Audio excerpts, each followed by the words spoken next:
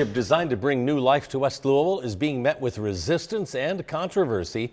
WDRB's Breon Martin shares why a board that focuses on investments into the city's West End has now lost 2 civic leaders. Breon? Well, the president of the Louisville Urban League says the decision to step down didn't come easy, and the lack of transparency and conflict of interest is partly to blame.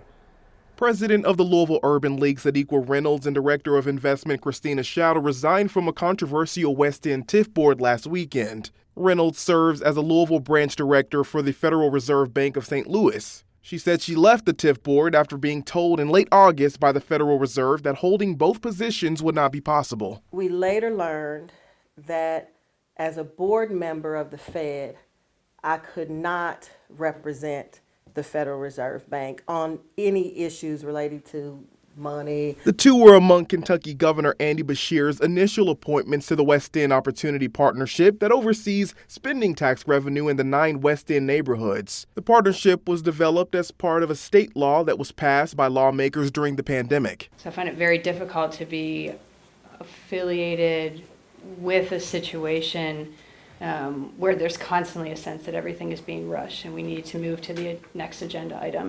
Reynolds says something as big as a TIF that would change the face of the West End needs to be looked at more transparently.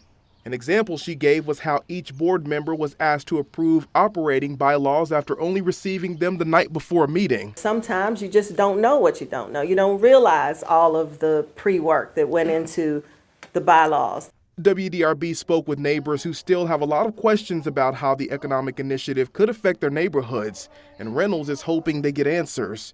The TIF carries some tax protections for homeowners, but the concerns remain about renters and businesses being pushed out.